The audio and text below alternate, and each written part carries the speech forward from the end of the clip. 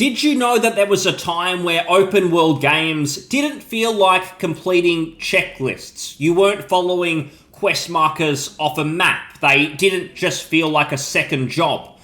There was a time where open world games really felt creative. And for me, that peaked with the Gothic series, particularly Gothic 1 and Gothic 2, which came out almost 20 years ago now, both of those titles. I bring them up now because they're about to get modern ports for the Nintendo Switch. They are very much ports, they aren't remakes at this stage, they do have an upgraded interface, they might have some graphical improvements, but for the most part, it's the classic games ported to a modern console. As mostly a PC player who does enjoy the Switch as well, this doesn't do a lot for me. I'll continue playing them on PC because they've had mods over the years, but if more people can be introduced to this incredible series, I will be happy. On the topic of those ports and sort of how they relate to PC, apparently the PC versions are getting patches, and they may have some of these improvements. I'm a little skeptical when I say improvements, because supposedly these ports are actually the first releases of the game without any updates to them. And over the years, the modding community, particularly in Europe, the games have always been more popular in Europe compared to the West, the mods have made a lot of improvements. So any patches done officially may actually be regressions. So I don't really care so much about that, but I think it's interesting to see if the series is getting technically new releases. There's the Gothic Remake that's in development as well. Hopefully it can mean good things for the series. The reason I love these games so much is there's not a lot else out there.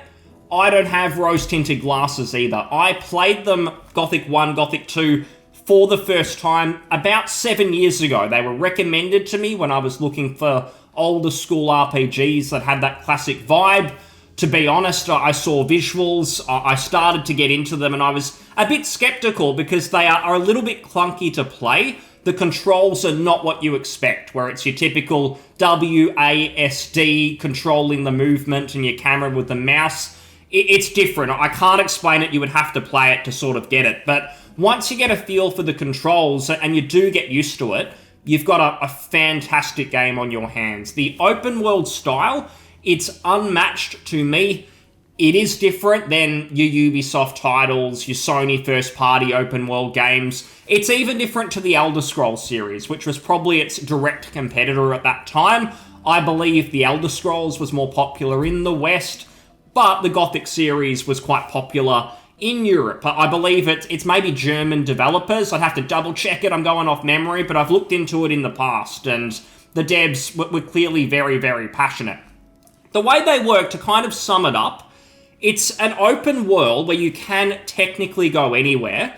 However, there is logical reasons for why you can't really just brute force your way anywhere in the world.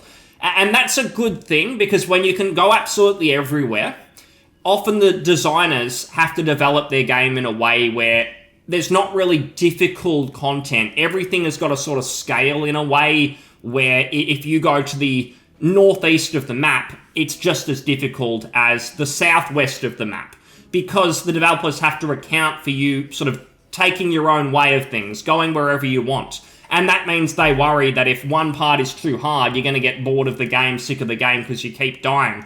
Gothic does it a bit differently, where instead of having maybe an artificial wall or something that stops you from progressing, there's harder enemies in certain places, which are almost like deterrents. But it's done in a really seamless, logical way. For instance, early on in Gothic 1, you speak to some hunters, and they tell you, hey, stick to the path, do not go into that forest over there, it is dangerous.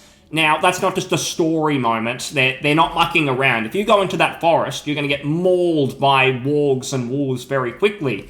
In fact, you really need to find a way to get stronger, because in these titles, you're not the hero, you're not there to save the world, you are a complete nobody. No one cares about you, you get treated like shit, and you do have to prove yourself.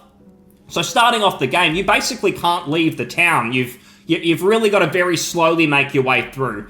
And at least the way I play it is I'll start off killing low-level enemies for XP, And you've got to do this carefully. It's not like if we go into the little fields that there's going to be heaps of easy enemies there. It's not that linear. You might go to the field and spot a handful of easy enemies, but a few hard ones. So it's almost like a little maze. You've got to avoid the tough mobs because they'll smash you up, and you've got to really take everything at your own pace. You've got to be really careful while managing your quests, managing the content, because the quest givers as well, they're out to get you. It's not fetch quests. It's not just, hey, I've got a problem, please solve it. Often the quest NPCs will trick you. They're trying to make their own way as well, and they're not above suspicion. They will trick you, lead you astray if it's in their best interest. So you've always got to be on guard. You've got to be careful. So I highly recommend these games. I'm not going to do it justice just talking about it. You really should play them, whether it's on your PC or you do have a look at those Switch ports. But the series itself, it's interesting because Gothic 1, Gothic 2, which was seen as good, if not better, it had an expansion. That was really, really good. And there's a lot of content there. The second game, you're looking at sort of 70, 80 plus hours to do everything. So a lot there, similar to those Elder Scrolls titles of the time, Morrowind, and then Oblivion came out sort of around that same time as Gothic 3, I think it was. Gothic 3 followed Gothic 2, but it was seen as not nearly as good.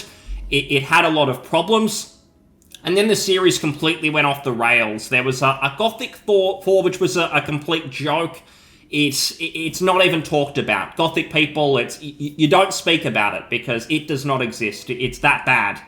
And then the series sort of died out for a long time. The developers behind it, Piranha Bytes, they did make the Risen series.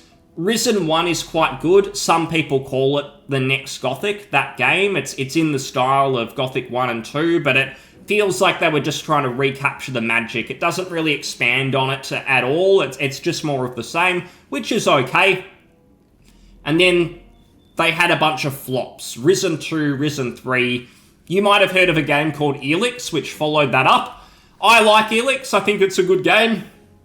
But Piranha Bytes seem to be regressing a little bit again. Elix 2, probably not as good. So the short of it is, Piranha Bytes have had a bit of a rough time. They haven't been consistent enough for various reasons. Probably listening to publishers who told them to go in a certain direction, chasing modern trends. It hasn't always worked out. And I'm sure, like most studios, some of the talent responsible for Gothic 1, 2, those classics, have probably left over the years. So it could be Piranha Bytes in name only for the most part, with not a lot of original devs left who really had that magic in them to come together and make some great RPGs. What I will say, if you're someone who likes these titles, there is a game on Steam. It's called, and I hope I don't get this wrong, it's the Chronicles of Myrtana. And it is absolutely fantastic. It is as good, if not better, than the original Gothic 1 and 2. It's sitting at a 10 out of 10, overwhelmingly positive Steam reviews, and I think there's 10,000 plus. It's actually a mod of Gothic 2, but it's a total overhaul. It is a brand new game set in its own universe, which is probably just for copyright reasons, but it's essentially Gothic. It's absolutely incredible. I played it, I think it came out the start of last year. I enjoyed it at least as much as Elden Ring. It was that good. So don't take my word for it. The Steam reviews are incredible. It's such a joy to play it, and I hope to replay it at some point because I really loved it. I can't stress it enough. Looking at the Gothic series going forward though, if it's not mods, there is the remake I referred to earlier. Some people are worried about this remake because there's just that feel that they may be cashing in on the name and they're going to try and modernize it up for those modern audiences. It's going to have new controls, of course, and I'm okay with them changing the controls, but they cannot mess with the spirit of Gothic. If you try and just turn it into the typical open world modern checklist of a game, it's not going to be Gothic anymore. If it's just a copy and paste of what we've currently got, and you call that modernizing it, that is pathetic. That's not going to work. Some people have that fear that it's not just going to be a graphical remake. They're going to change the whole design philosophy. If they do that, the series is basically dead because it's going to lose what makes it distinct.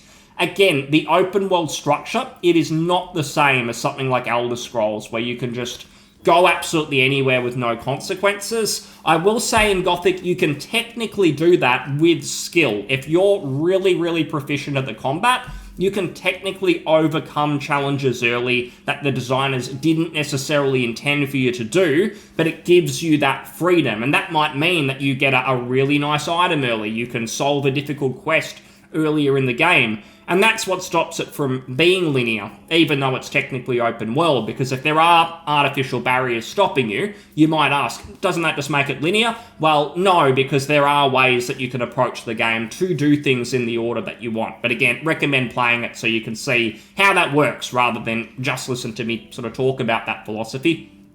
The remake itself, I actually heard a rumour, I don't know if this is true, but I've seen it thrown around that the director or someone senior of the remake was actually responsible for Gothic 4. And I said earlier that people just don't talk about that game because it was so bad, it has nothing to do with the original Gothic, not the same developers at all.